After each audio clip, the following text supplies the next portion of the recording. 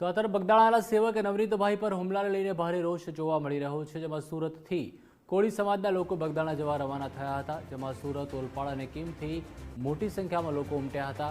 સુરતમાંથી 100થી વધુ કોળી સમાજના લોકો રવાના થયા હતા। તો નવનીત બલધાણિયાની હોસ્પિટલમાં મુલાકાત કરશે। સમાજના લોકો ખબર અંતર પૂછી બાપા સીતારામ ધામ જશે। પોલીસ અધિકારીને મળી શાંતિપૂર્ણ રીતે રજૂઆત કરશે। યુવા કોળી સમાજ એકતા સંગઠન દ્વારા રજૂઆત કરવામાં આવશે। ઘટનાની તટસ્થ તપાસ કરવા સમાજના અગ્રણીઓની માંગ છે। તપાસના અંતે કાર્યવાહી નહીં થાય તો ઉગ્ર આંદોલનની તૈયારી પણ બતાવી છે।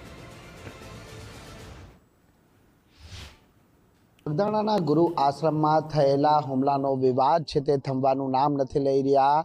જે હુમલામાં ઈજાગ્રસ્ત થયેલા નવનીત બલધાણિયા છે તેમના સમર્થનમાં કોળી સમાજે છે તે વિરોધ નોંધાવ્યો છે અને તાત્કાલિક ધોરણે તેમના ઉપર થયેલા હુમલાને લઈને ફરિયાદ દાખલ કરવામાં આવે તેવી માંગણી છે તે કરવામાં આવી રહી છે। ત્યારે સુરતથી પણ મોટી સંખ્યામાં કોળી સમાજના જે લોકો છે તે હાલ તેમના સમર્થનમાં બગદાણા ખાતે જવા માટે રવાના થઈ રહ્યા છે। ત્યારે સમાજના કેટલાક આગેવાનો આપણી જોડે ઉપસ્થિત છે, સીધી વાત કરીશું તેમના જોડે। તેમનું શું કહેવું છે, આપનું નામ જણાવજો। મારું નામ વિશાલભાઈ ચાવડા છે। હું યુવા કોળી એકતા સંગઠનનો પ્રમુખ છું સુરત જિલ્લાનો।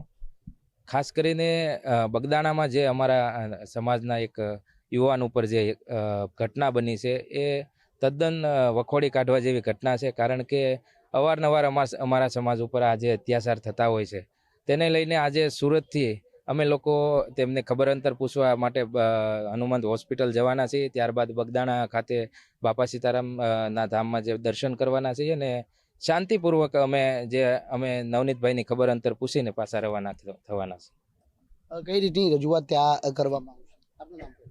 મારું નામ બિપિન ચૌહાણ, હું યુવા કોળી એકતા સંગઠનમાં ગુજરાત પ્રદેશ કારોબારી સભ્ય છું।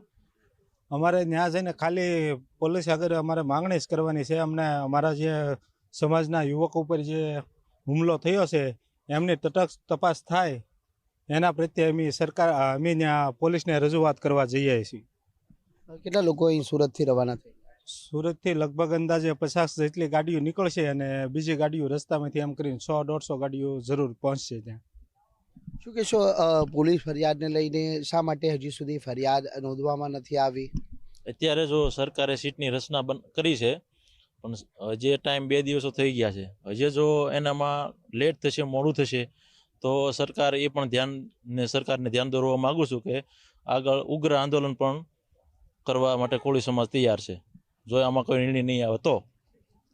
સમાજના લોકોમાં આ ઘટનાને લઈને કેટલો રોષ છે અને ખાસ કરીને જે માયાભાર આહિરના જે પુત્ર જયરાજસિંહ સામે આક્ષેપો કરવામાં આવ્યા છે, તો આક્ષેપો કેટલા હતા?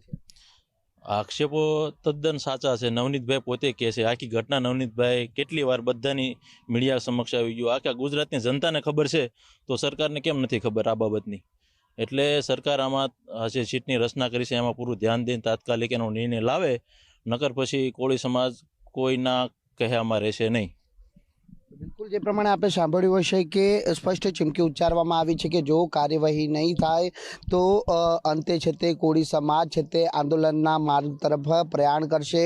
કારણ કે હમણાં સુધી જે સીટની રચના કરવામાં આવી છે 2 દિવસ જેટલો સમય વીતી ગયો છે, છતાં પણ કોઈ નક્કર કાર્યવાહી કે પગલાં ન ભરાતા અંતે કોળી સમાજના જે યુવાઓમાં પણ ક્યાંક રોષની લાગણી હાલ પ્રવર્તી રહી છે। જે પ્રમાણે સમાજના જે યુવા ગણ કહી શકાય એવા નવનીત બલધાણિયા સામે ઉપર જે હુમલો થયો છે અને આ હુમલાની ઘટનાના લઈ સુરતમાં જે વસતા જે કોળી સમાજના લોકો છે તેમના આ ઘટનાને લઈને એક રોષની લાગણી પ્રવર્તી રહી છે અને તે જ કારણ છે કે આજે આ તમામ લોકો છે તે બગદાણા ખાતે જવા માટે રવાના થઈ રહ્યા છે।